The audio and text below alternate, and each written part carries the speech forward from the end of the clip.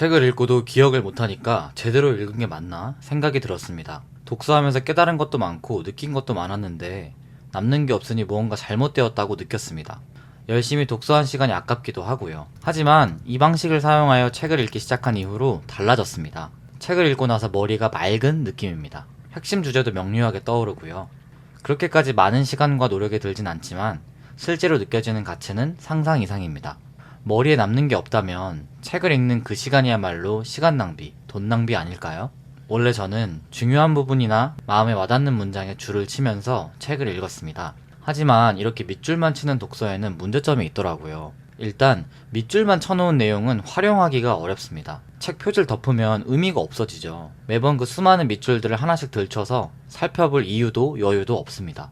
둘째로는 밑줄 친 내용을 애초에 기억하지도 못합니다. 실제로 밑줄을 긋는 행위가 기억에 남는데 별 도움이 되지 않는다는 수많은 논문이 있습니다. 그래서 해외에서도 화제가 되었던 여러 독서법을 찾아서 시도해보고 공유해보면서 수많은 시행착오를 거듭하기도 했는데요. 드디어 정착한 방법이 있습니다. 이 영상에서 그 노하우를 공유하려고 합니다. 보통 책을 완독하고 기억에 남는 게 없는 분들에게는 이 방법이 꽤 충격적일 겁니다.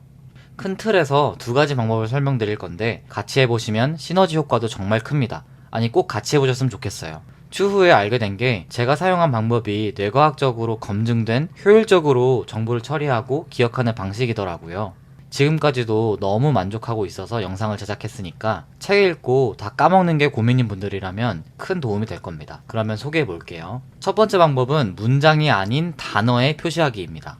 저는 독서를 할 때 독특하게 표시를 하는데요. 바로 핵심 기억에 남게 해줄 그 키워드, 단어에 동그라미를 치는 겁니다. 그리고 이 단어들은 추후 봤을 때 내용들을 줄줄이 엮어서 뽑아낼 아주 중요한 역할을 해줄 겁니다. 흐릿한 기억을 선명하게 해줄 거예요. 이 방법을 조금 더 자세하게 설명드리고 어떻게 하는지 직접 보여드리겠습니다. 일단 우리가 평상시 하는 것처럼 책을 읽으며 기억에 남기고 싶은 문장에 밑줄을 긋습니다. 다만 중요한 것은요, 여기서 그치는 게 아니라 밑줄 친 문장에서 핵심 단어에 동그라미를 표시하는 겁니다. 그리고 책을 다 읽고 나면 그 단어와 관련된 내용을 생각해 봅니다. 기억이 만족스럽게 나지 않으면 단어 앞뒤 맥락을 다시 한번 읽어보고 생각을 정리합니다. 이제 직접 보여드리겠습니다. 제가 지금 읽고 있는 책 정리하는 뇌를 예로 들어볼게요. 저는 이 문장에 밑줄을 그었습니다. 인지적 경제성은 우리로 하여금 별로 중요하지 않은 세부적인 것들에 압도당하지 않도록 사물을 범주화하게 만든다.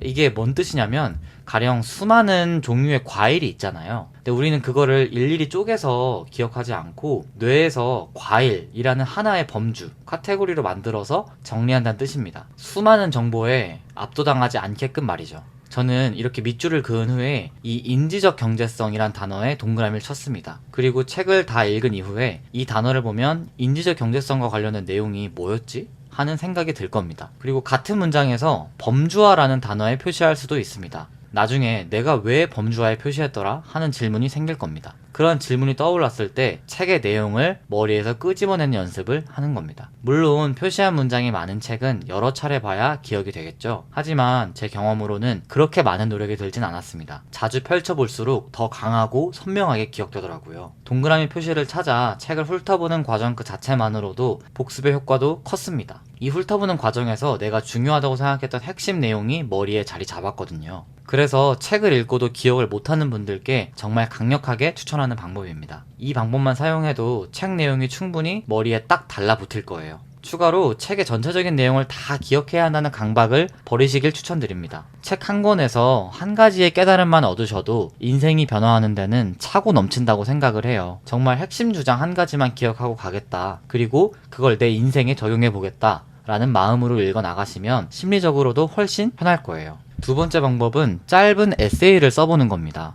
첫 번째 방법을 완전히 장기 기억화해주는 과정인데요. 바로 책을 읽고 난 후에 이 출력물을 만드는 겁니다. 이 내용을 기억하기 위해서는 정보의 획득보다는 정보의 출력에 훨씬 더 집중해야 합니다. 여기서 말하는 정보 획득은 텍스트를 그저 읽는 행위만 하는 것입니다. 이건 마치 유튜브 쇼츠를 계속해서 넘겨보는 일과 비슷한데요. 책이라는 콘텐츠를 소비한다 라는 말이 가장 잘 표현한 게 아닐까 생각합니다. 생각하지 않으면 모두 휘발됩니다. 영상이나 오디오북의 한계점은 우리가 스스로 생각하는 시간을 주지 않는다는 겁니다. 여러분, 어제 유튜브 영상 뭐 봤는지 또 무슨 내용인지 기억 한번 해보세요. 하나도 기억이 안 나시죠? 그렇다면 제가 강조한 독서에서 이 정보의 출력은 뭘까요? 바로 글쓰기입니다. 독서 이전에는 없던 나만의 생각을 외부로 꺼내봐야 한다는 의미입니다. 책의 핵심 내용을 한 가지만 딱 잡은 후에 좀 더 깊이 생각해보고 마음속으로 이리저리 따져 궁리해보고 또 저자의 주장에 반문해보기도 하면서 진짜 내 생각을 담은 글을 써보는 겁니다. 블로그 같은 곳에 게시해서 다른 사람들과 공유하면 더할 나위 없이 좋습니다. 동기부여도 생기고요. 그래서 얻은 지식을 바탕으로 나의 생각을 재생산하는 과정을 거치면 책의 지식은 거의 반영구적으로 내게 되고, 생각을 이렇게 다듬는 과정에서 갖고 있던 기존의 지식과 또 새롭게 결합되면서 더 깊은 깨달음과 통찰을 얻을 수 있습니다. 조던 피터슨은 이런 말을 했습니다. 명료하게 글을 쓴다는 건 삶에서 반드시 거쳐야 할 전투에서 이기게 하는 총이나 방탄조끼 등을 사용하는 법을 배우는 것과 같다 라고요. 글쓰기라고 하니까 처음에 조금 막막하실 텐데요. 제가 추천하는 지속 가능한 방식은 책을 먼저 5줄 정도의 글로 요약을 해보는 겁니다. 도표나 그림으로 요약해도 아주 좋고요. 그리고 여기에 내 생각 5줄을 덧붙여 보세요. 그러면 10줄의 산문이 탄생합니다. 그리고 이 글을 블로그에 올려보세요. 책 제목을 태그하면 더 좋겠죠? 이건 그렇게까지 많은 시간과 노력이 들진 않는데요. 실제로 느껴지는 효과는 소름이 돋을 정도입니다. 혹시 너무 오래 걸린다고 생각하시나요? 시간 낭비같이 느껴지실지 모르겠습니다. 하지만 진짜 시간 낭비는 책을 읽고 나서도 머리에 하나도 안 남는 경우입니다. 이미 수년간 제가 몇백 권 가까이 읽어보고 말씀드리는 겁니다. 기억나는 게 없다면 책을 읽는 것 자체가 진짜 시간 낭비 아닐까요?